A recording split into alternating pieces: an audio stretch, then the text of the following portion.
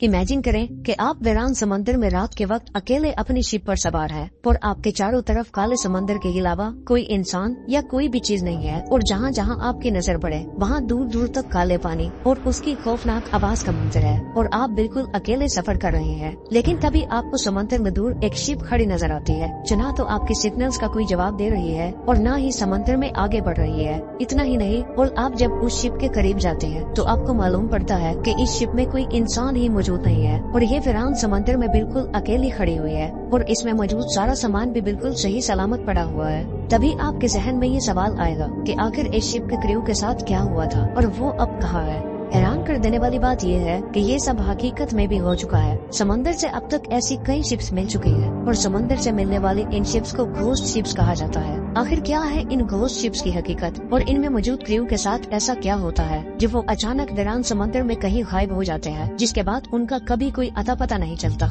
जानते हैं आज की इस वीडियो में।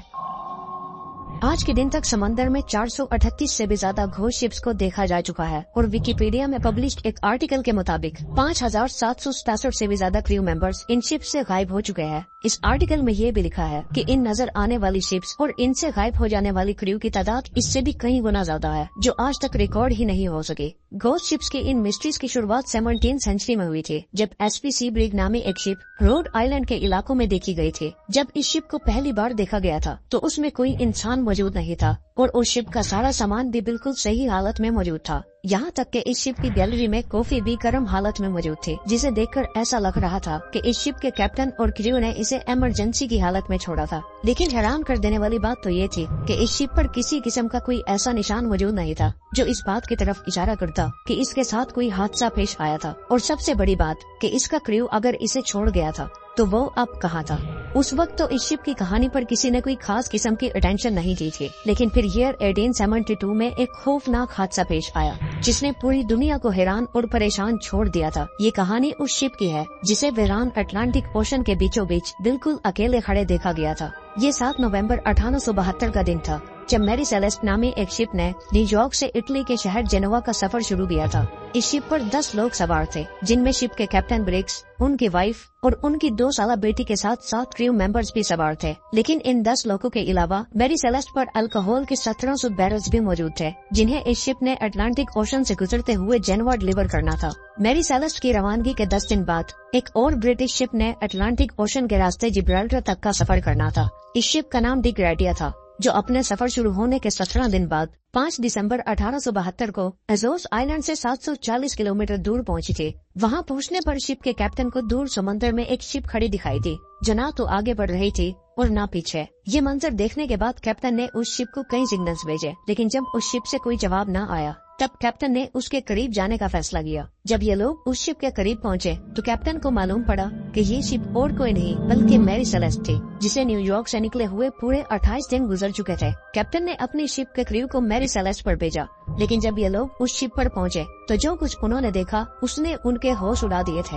मैरी सेलेस्ट समंदर के उस इलाके में जहां नीले आसमान और पानी के अलावा कुछ नजर नहीं आता बिल्कुल वीरान खड़ी थी और इसका क्रू भी इस पर मौजूद नहीं था जबकि उनका सारा साजो सामान, खाना पीना और यहाँ तक के कार को भी बिल्कुल सही सलामत मौजूद था। इस बात ने डी ग्रेटिया के कैप्टन को परेशान कर दिया था। पहले तो कैप्टन को ये लगा कि शायद मैरी सेलेस्ट के साथ कोई हादसा पेश आया था लेकिन जब उन्होंने इस शिप पर मजीद छानबीन की और शिप का जायजा लिया तो उन्हें कैप्टन की फैमिली के कपड़े, उनका सामान और इसके साथ साथ शिप में लोड हुए अल्कोहल के 1700 बैरल्स और क्रू के खाने पीने की चीजें भी बिल्कुल सही हालत में पड़ी हुई मिली। इसके अलावा डी ग्रेटिया के कैप्टन को मैरी सेलेस्ट शिप के कैप्टन के रूम से एक लॉग बुक में मिली जिनमें पुराने वक्तों में कैप्टन अपनी करंट लोकेशन और डेट को मेंशन किया करते थे। इस लॉग बुक में मेंशन की गई आखिरी एंट्री 25 नवंबर की सुबह 8 बजे की थी, यानी मैरी सेलेस्ट जब समुद्र में मिली थी तो वो उससे 10 दिन पहले ही से अटलांटिक ओशन में वीरान खड़ी थी। शिप पर मजीद इन्वेस्टिगेशन करने के बाद कैप्टन ने नोटिस किया कि शिप पर लाइफ बोट्स मौजूद नहीं थे जिसका मतलब ये था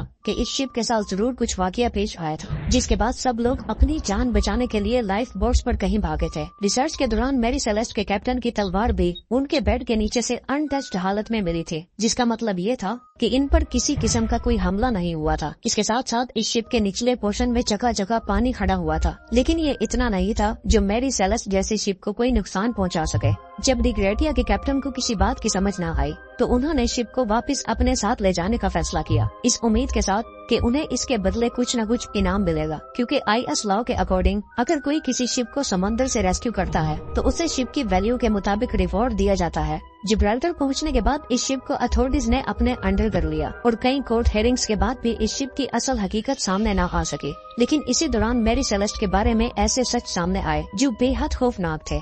1861 में पहली बार जब इस शिप को बनाया गया था तब इसे दी अमेज़न का नाम दिया गया था। ये शिप जब अपने पहले सफर पर निकली थी तो इसके कैप्टन की अचानक तबीयत खराब होने की वजह से मौत हो गई थी, जिसके बाद इस शिप को किसी और कंपनी ने खरीद लिया था। लेकिन उस वक्त भी जब ये अपने पहले सफर पर रवाना हुई तो रास्ते में इसकी एक दूसरी शिप के साथ टक्कर हुई थी जो बुरी तरह समंदर में डूब गई थी। इसके बाद भी ऐसे कई हादसा इस शिप के साथ पेश आते रहे थे। फिर चंद सालों बाद इसे एक और कंपनी ने खरीद लिया था जिसके ओनर ने इसे मैरी सेलेस्ट का नाम दिया था। जब मैरी सेलेस्ट की मिस्ट्री हल न हो सकी तो लोगों ने इस पर अपनी अपनी कहानियां बनाना शुरू कर दी। कुछ का कहना था कि एलियंस इस शिप में मौजूद सारे लोगों को अपने साथ कहीं ले गए थे, जबकि दूसरों का ये कहना था कि किसी समुद्री मखलूक ने इस शिप पर हमला करके सारे क्रू को मार दिया था। लेकिन एक बात नोट करने वाली ये भी थी कि ये शिप अटलांटिक ओशन में सफर कर रही थी, वो अटलांटिक ओशन जहां बरमूडा ट्रायंगल भी पाया जाता है। बरमूडा ट्रायंगल क्या है, इस बारे में हम एक डिटेल्ड वीडियो चैनल पर अपलोड कर चुके हैं। मैरी सेलेस्ट की मिस्ट्री को कई बार हल करने की कोशिश की गई। कुछ लोगों ने ये कहा कि डी ग्रेटिया के कैप्टन ने ही मैरी सेलेस्ट के क्रू को रिवॉर्ड हासिल करने के लिए मारा था, लेकिन इसका भी अब तक कोई सबूत नहीं मिल सका। जबकि बाज़ लोगों ने कहा कि शायद उस दिन कोई ऐसा जिसके बाद क्रू लाइफ बोट पर सवार होकर भागा और समंदर में कहीं डूब गया। लेकिन अगर ऐसा होता तो शिप पर मौजूद सामान अपनी असली हालत में मौजूद न होता। वो दिन था और आज का दिन है जिसके बाद से मैरी सेलेस्ट की ये खौफनाक कहानी आज तक एक मिस्ट्री बनी हुई है। मैरी सेलेस्ट के अलावा एक और शिप SS बेचिमो की मिस्ट्री ने भी दुनिया को हैरान किया हुआ है।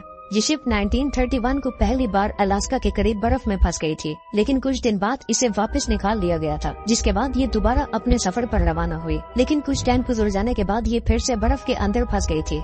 ये जिस बर्फ में फंसी थी उसे पैक आइस कहा जाता है और ये बर्फ ऐसी बर्फ होती है कि जब कोई शिप इसमें फंसता है तो ये उसे चारों तरफ से घेर लेती है, जिसके बाद ना तो वो शिप आगे बढ़ सकती है और ना ही पीछे। जब दूसरी बार ये शिप बर्फ में फंसी तो उसके क्रू ने उसे वहीं छोड़कर जाने का फैसला किया। लेकिन अगले ही दिन जब वो वहाँ वापस आए तो ये जहाज वहाँ से गायब हो चुका था और वहाँ से 45 मील दूर पहुँच चुका था। जब इस शिप के क्रू ने इसे ढूंढा तो मालूम पड़ा कि ये फिर से बर्फ के अंदर फंसा हुआ था। एस्टिमेट के मुताबिक मालूम पड़ा कि यह जहाज इस बार बहुत बुरी तरह से बर्फ में फंस चुका था, जिसे यहाँ से फ्री कर पाना इम्पॉसिबल था। आखिरकार इस जहाज को खाली कर वहीं अबेंडन कर दिया गया। लेकिन हैरानी की बात तो तब हुई जब ये जहाज खुद बहुत उस बर्फ से फ्री हो गया था, जिसके बाद ये 38 साल तक ऐसे ही समंदर में जगह जगह नजर आता रहा। कभी कनाडा की कोस्ट के आसपास, कभी अलास्का तो कभी नॉर्थ अमेरिका की कोस्ट के आसपास, जिसके बाद इसे आखिरी बार 1969 में देखा गया था। उसके बाद ये जहाज कहाँ गया इस बारे में आज तक कोई नहीं जानता। मिलते हैं नेक्स्ट वीडियो में, तब तक के लिए अल्लाह हाफिज।